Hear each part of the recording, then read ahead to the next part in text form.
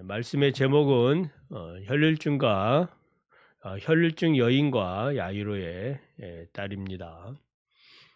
본문은 두 가지 사건이 이제 겹쳐 나오죠. 이제 18절을 보면 한 관리가 나오는데 이 사람은 누구냐? 마가복음 5장 22절을 보면 회당장 야이로라. 그러니까 회당장 야이로라고 이제 소개하고 있어요. 회당장 그러면 유대 사이에서 나름대로 높은 신분을 가지고 있는 사람인데, 이 사람이 이제 공개적으로 나세렛 예수 그리스도 앞에 나와 엎드려 절한다는 것은 쉬운 일이 아니지요. 이렇게 해당장이 예수님 앞에 나와 엎드린 것은 무엇 때문입니까? 자기 딸이 죽었기 때문이에요. 고난이 사람을 주님 앞으로 인도하는구나라는 사실을 알 수 있어요. 누가복음 8장 42절을 보면 이 소년은 12살이었고 죽은 것이 아니라 죽어가고 있다라고 번역하고 있거든요. 죽어가고 있는 것이 아니라 실제로 죽은 것으로 번역을 해야 합니다. 회당장 야이로는 살아가는 딸이 방금 죽었고 죽자 말자 어디로 온 거예요? 마침 예수님이 바로 옆에 계셨다는 것을 알 수 있어요. 그래서 예수님에게 와서 내 죽은 딸을 살려주십시오 라고 간청을 하고 있는 겁니다. 회당장 야이로는 예수 그리스도를 어떤 분으로 믿고 있는 거예요? 죽은 딸도 죽은 사람도 살리지 않겠느냐, 살릴 수 있다라는 믿음을 가졌어요. 대단한 믿음이죠. 예수님은 그 8장에 보면 마태복음 8장에 보면 백부장의 믿음을 칭찬을 했죠. 이스라엘 중에 이만한 믿음을 가진 사람을 내가 본 적이 없다. 그것도 이제 이방인인 백부장이 그 말씀만 하셔도 내 집에 오지 마시고 말씀만 하셔도 내 중풍병든 하인이 나을 것입니다. 이 대단한 믿음을 가졌는데 이 야이로는 더 큰 믿음을 가지고 있는 거예요. 예수님이 가시면 내 죽은 딸도 살아날 수 있습니다. 여러분, 믿음의 세계는 무한한 줄 믿으시기 바랍니다. 어떤 일이 발생할지 몰라요. 그래서 예수님은 내 믿음대로 되라 고 하신 이 말씀들을 꼭 기억을 하셨으면 좋겠어요. 자, 마태복음을 볼 때 예수님이 어떤 분인가를 계속 관심을 가지라고 했지요. 예수님은 종말의 심판주인 인자라 서기관에게 말하죠. 풍랑이는 바다를 향하여 잔잔하라. 자연의 주관자가 되심을 보여주셨어요. 그리고 귀신 들린 사람을 고치면서 귀신들이 하나님의 아들이라 그렇게 증거도 하고 내 죄사함을 얻어라. 죄사하는 그런 능력이 있음도 또 중풍병을 고치면서 보여주셨어요. 이제는 죽음까지 정복하는 자임을 이제 증거하고 있다. 그러니까 생사를 주관하시는 분이 누구시다? 바로 우리가 믿는 예수 그리스도이십니다. 자, 20절에 기록된 이제 내용은 혈루증 여인 이야기인데 해당장 야이로의 죽은 딸을 고치러 가는 도중에 있었던 사건이죠. 이 여인은 이제 12년 동안 혈루증으로 고생을 하고 있었어요. 레위기 15장을 보면 이제 혈루증은 부정한 병으로 율법에서 규정하고 있어요. 병든 자도 부정하지만 이 부정한 이 병든 자와 접촉한 모든 것도 다 부정합니다. 사람도 부정하고 침상도 부정하고. 마가복음 5장 26절을 보면은 이 여인은 12년 동안 이 병을 고치기 위해 많은 의사에게 많은 괴로움을 받았고 가진 것도 다 허비했다. 그렇지만 아무 효험도 없고 도리어 더 중하여졌던 차에, 네, 그러던 차에 예수의 소문을 들었다. 이렇게 기록하고 있어요. 자, 이 여인은 자기 병을 고치기 위해서 얼마나 많은 노력을 했겠습니까? 가진 것이 다 없어질 때까지. 또 의사가 시키는 대로 온갖 여러 가지 방법들을 동원하지 않았겠습니까? 그거 다 소용이 없게 되자 예수의 소문을 듣고 예수님께 오게 됐다라는 겁니다. 고난이 주님께로 인도한다. 인생의 모든 것이 다 이제 끝이 나야 비로소 그 자리에서 주님을 의지하게 된다라는 교훈도 받을 수 있습니다.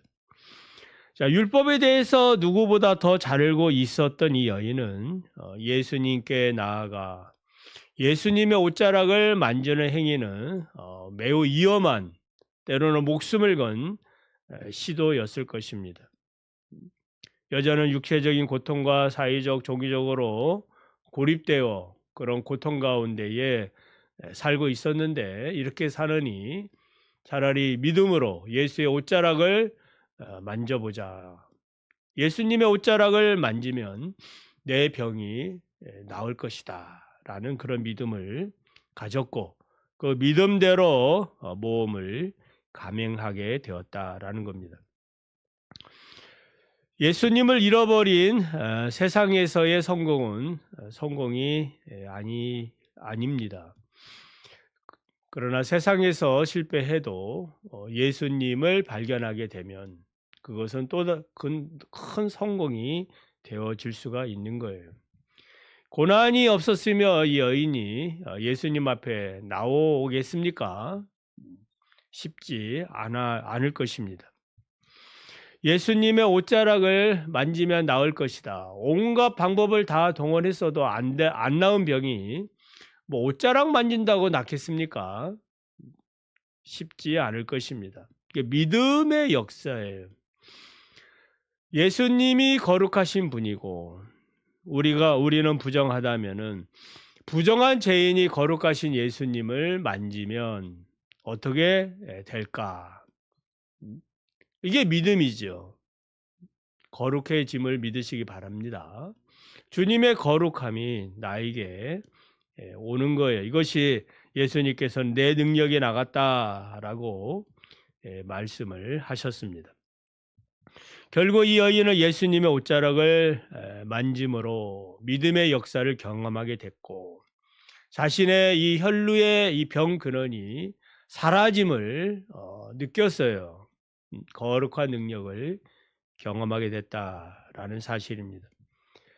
예수님은 여인을 향해서 따라 안심하라 내 믿음이 너를 구원하였다 선언하시니 그 즉시 구원을 받게 되었습니다.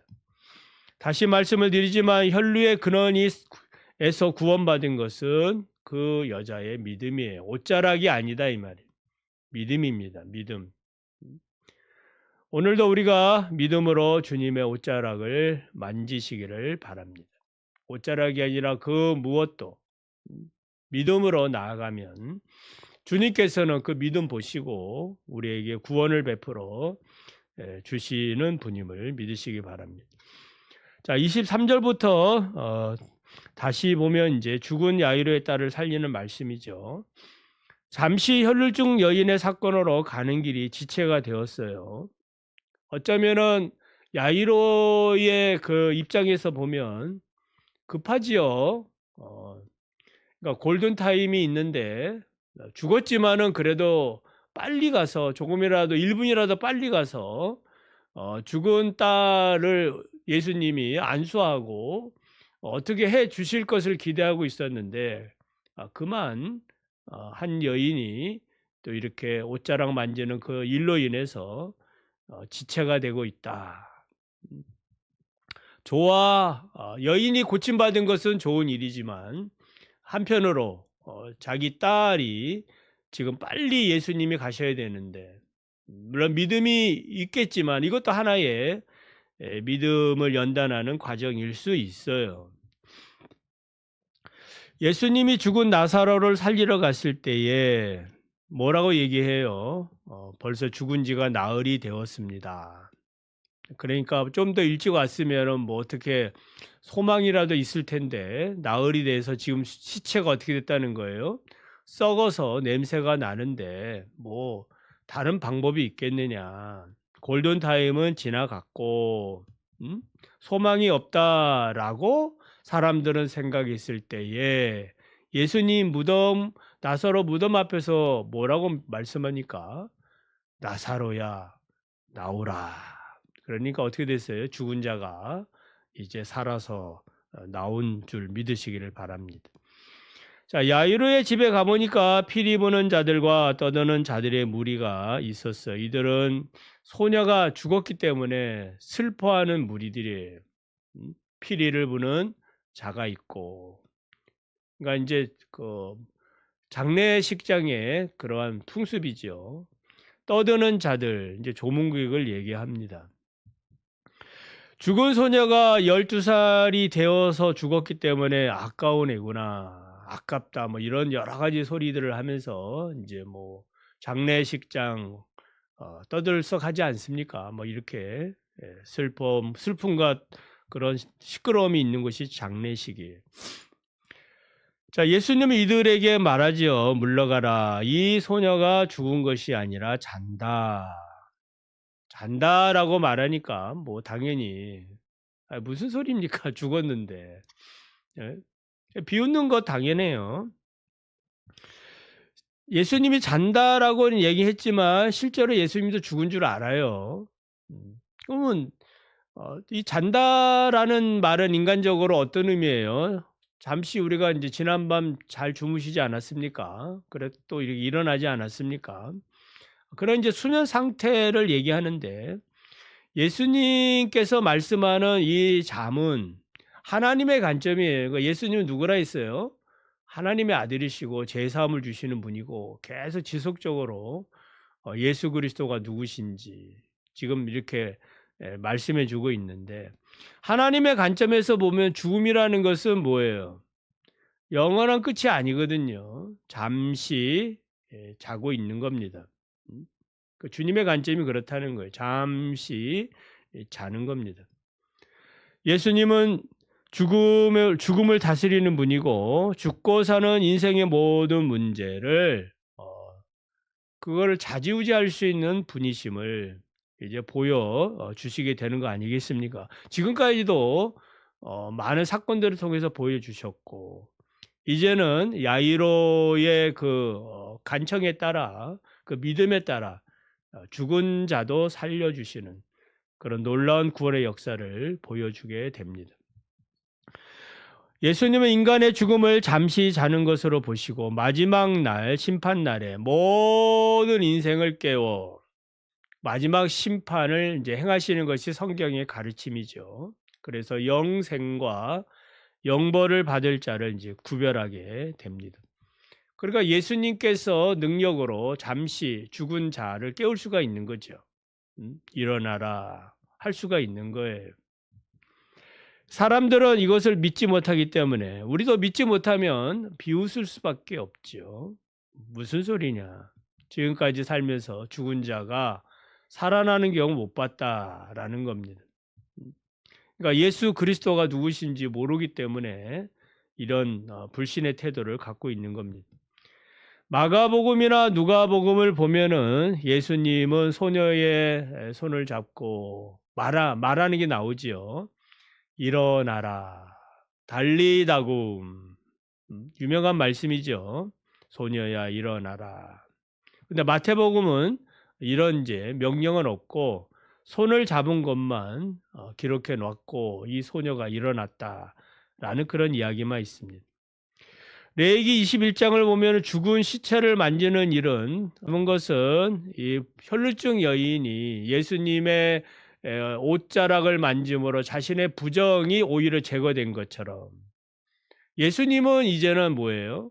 자신이 죽은 부정한 시체를 만짐으로 자신의 거룩한 능력이 직접 들어가는, 그래서 생명을 주는 그런 그 관계, 놀랍지 않습니까? 부정한 여자가 거룩한 예수님을 만지니까 주님의 능력이 나타나서 자기의 병이 낫고 그래서 거룩해지고, 이제는 이 부정한 시체를 만지면 부정해지는데 오히려 부정한 이 시체가 생명을 얻고 거룩해지고 살아나는 그런 놀라운 이 기적의 역사, 우리가 성경을 볼 때 이런 관점들이 있기를 바랍니다. 자, 그래서 마태복음 8장을 보면은 예수님이 왕으로서 첫 번째 베푼 이적이 무엇이에요? 나병 환자를 치유한 일입니다. 이때 나병 환자가 예수님께 와서 하신 말씀이 뭐예요? 원하시면 저를 깨끗하게 하실 수 있습니다. 그러니까 예수님 이 말을 듣고 손을 내밀어 그에게 대시며 말씀하죠. 내가 원하노니 깨끗함을 받으라. 그러니까 예수님이 원하시면 뭐 산자나 죽은 자나 동일합니다. 창조자신데, 무에서 유를 창조하신 분인데 뭘 못하시겠어요? 인간의 조건만 약간 다를 뿐이지 하나님 보실 때는 다 동일합니다. 이제 마지막으로 이제 12년이 강조되고 있죠. 혈루증 여인도 12년, 이 소녀도 12년. 무엇을 의미할까요? 영적으로 생각해 보면은 이스라엘 백성들의 영적인 상태가 아니겠어요? 자기 백성들의 상태, 또 어쩌면 우리들의 상태, 부정한 백성, 죽은 백성, 이 죽은 백성, 부정한 백성을 치유하시는 길은 오직 예수 그리스도뿐이구나. 그래서 오늘도 여러분에게 어떤 문제가 있습니까? 주님께 오면, 또 주님의 손길이 닿으면, 달리다금 옷자락 만지면 또 내가 거룩해지는 그런 놀라운 축복들 믿음으로 나아가시기를 간절히 원합니다. 기도합니다. 하나님.